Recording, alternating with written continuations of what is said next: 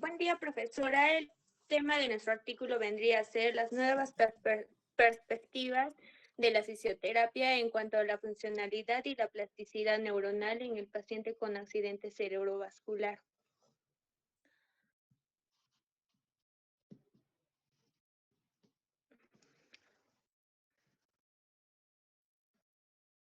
Ya. En resumen, vendría a ser el estudio que analiza el por qué es importante los tratamientos de rehabilitación para las personas que han sufrido un accidente cerebrovascular, ya que esta condición tiene un gran impacto en la vida de quienes lo padecen.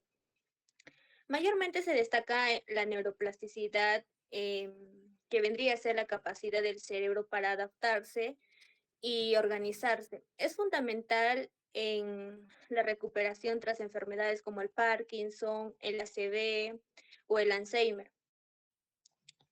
Uno de los objetivos del estudio fue ver cómo la fisioterapia influye en la plasticidad del cerebro y cómo va a mejorar funcionalmente en los pacientes con el ACV. Para eso se revisaron 5 ensayos clínicos que influyeron más que todo en adultos en fase aguda o crónica. Se compartieron 2 tipos de tratamiento. Uno, el grupo control, y el otro que vendría a ser el grupo experimental, eh, ya que va con la tecnología en la estimulación magnética transcraneal y la estimulación eléctrica funcional, como también los equipos robóticos.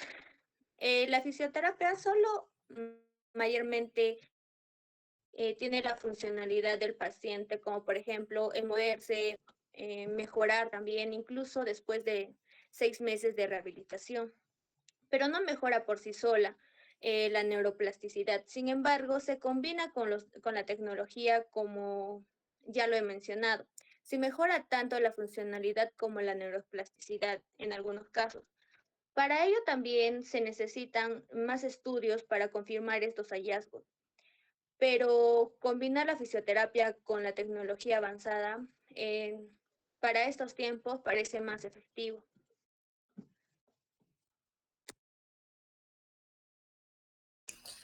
El accidente cerebrovascular es una enfermedad que se produce cuando se reduce o se interrumpe el flujo sanguíneo hacia el cerebro. Esta interrupción impide que las células cerebrales reciban el oxígeno necesario, los nutrientes, y lo cual provoca su muerte. El cerebro depende completamente del oxígeno para lograr funcionar, ya que su metabolismo es exclusivamente aeróbico. Y por ello, cuando se detienen los procesos metabólicos que requieren energía, se generan desequilibrios en los niveles de iones y líquidos. Y esto puede desencadenar hacia la muerte de las células nerviosas a través de mecanismos como la apoptosis, que es la muerte celular programada, o la necrosis, que es muerte celular por daño directo. Las neuronas afectadas dejan de funcionar en pocos segundos y comienzan a deteriorarse estructuralmente en cuestión de minutos. Y como consecuencia de esta muerte celular, la persona que sufre un accidente cerebrovascular presenta déficits neurológicos y que estos pueden manifestarse de distintas maneras, dependiendo de varios factores, como la causa de este mismo, el área del cerebro afectada, la extensión del daño y tiempos y circulación sanguínea. Y todas estas variables permiten establecer ciertas relaciones entre los síntomas clínicos, la zona cerebral dañada y el grado de discapacidad que puede quedar.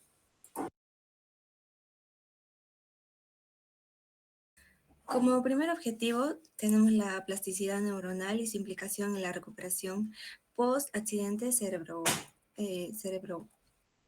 La neuroplasticidad está vinculada a las enfermedades más importantes que afectan al sistema nervioso, como son el Alzheimer, el Parkinson, esclerosis múltiple o epilepsia. Estos procesos neuroplásticos son responsables, en buena medida, de la recuperación de las funciones en los pacientes que sufren las consecuencias de trastornos cardiovasculares. Y como segundo objetivo es la rehabilitación de los pacientes con este accidente.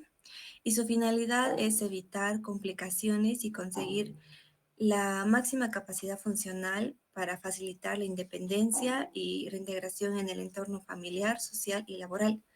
La rehabilitación ha demostrado ser útil en la mejoría del paciente, dado que mejora la autonomía funcional, aumenta la frecuencia de regreso al domicilio y reduce la hospitalización. Pero por otra parte, el punto débil de la rehabilitación de este accidente y neurológica en general es que existen métodos propuestos sin que ninguno haya demostrado ser superior a los demás. Ante una multiplicidad de técnicas, se entiende que ninguna es del todo eficaz.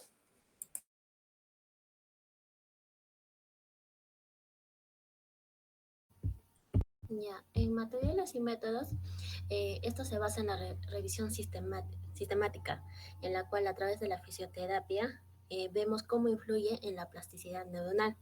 Me refiero a la capacidad de cómo el cerebro va a llegar a adaptarse y a recuperarse.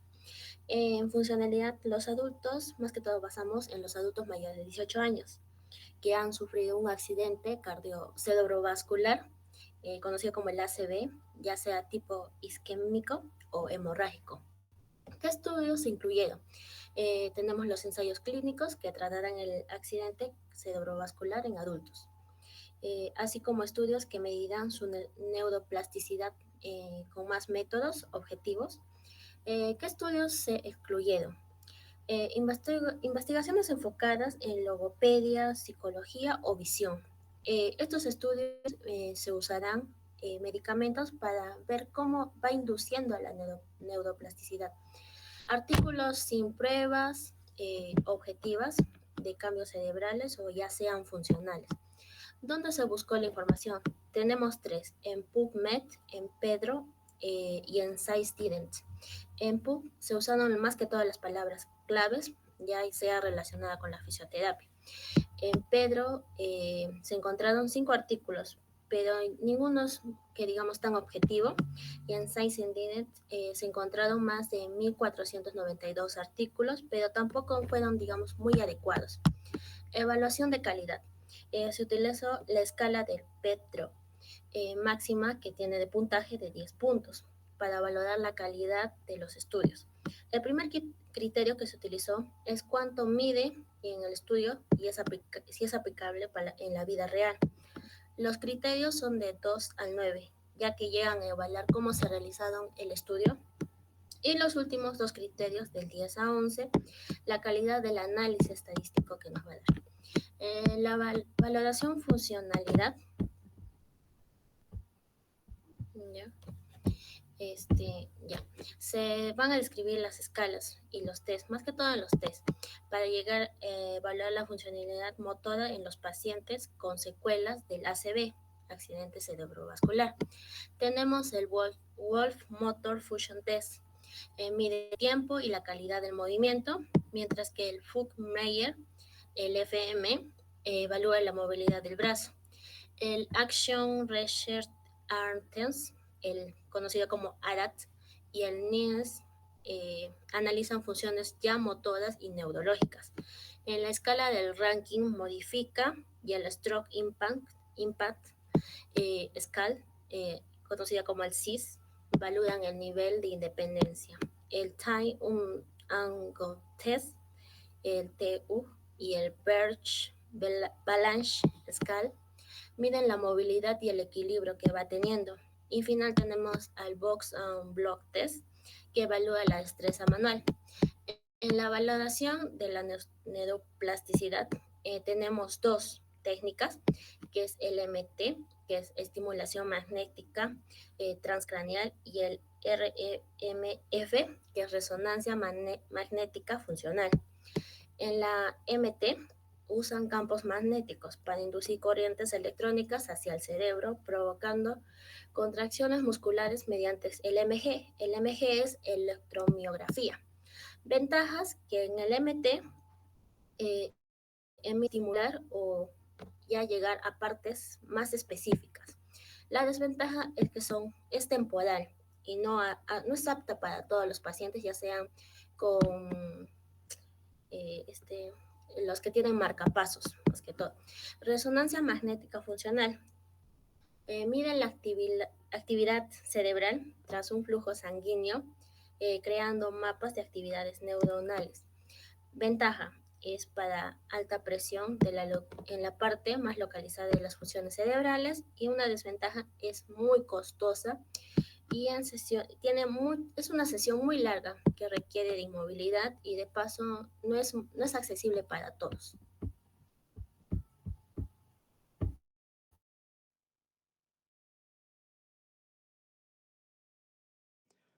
Bueno, siguiendo con los resultados, llegamos a la hipótesis en común que en todos los estudios analizados llegaron a la conclusión de que la neuroplasticidad es sumamente importante para llegar a solucionar estos accidentes cerebrovasculares, que vendría siendo el ACV.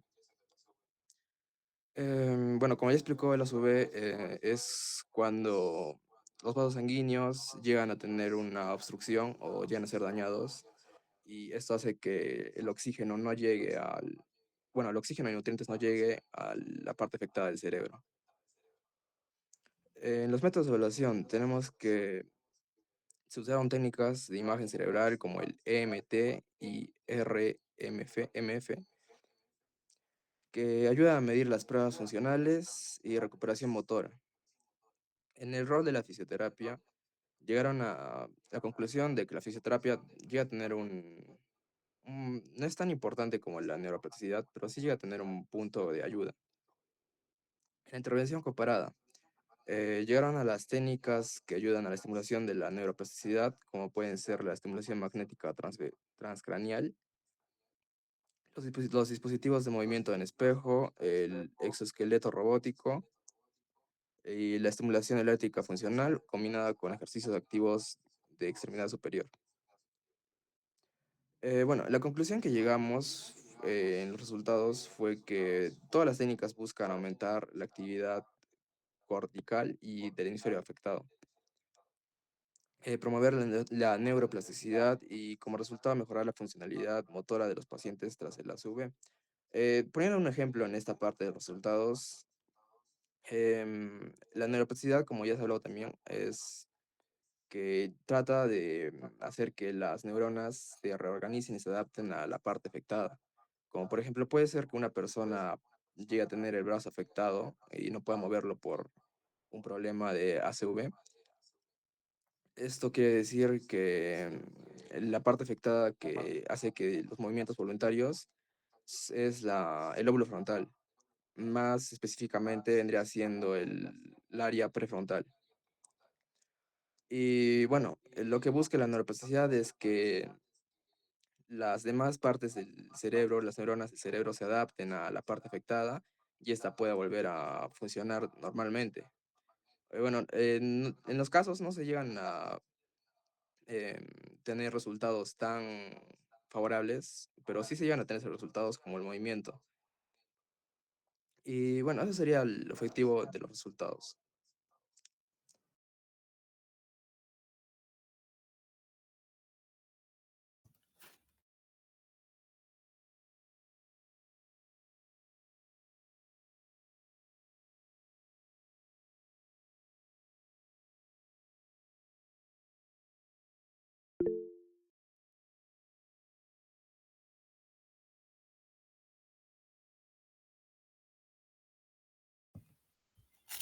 Un análisis de 5 estudios indica que terapias innovadoras como la estimulación magnética transcraneal, la estimulación eléctrica funcional, exoesqueletos, combinadas con la fisioterapia, mejoran la recuperación de la recuperación funcional de un paciente con ACV.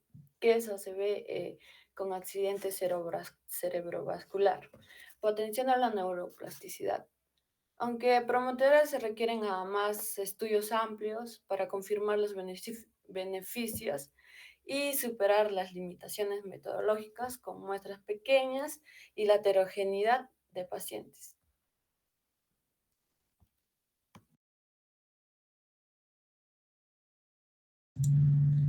Bueno, en conclusión, la fisioterapia mejora la funcionalidad a largo plazo en pacientes con accidente cerebrovascular, pero no produce cambios neuroplásticos significativos por sí sola.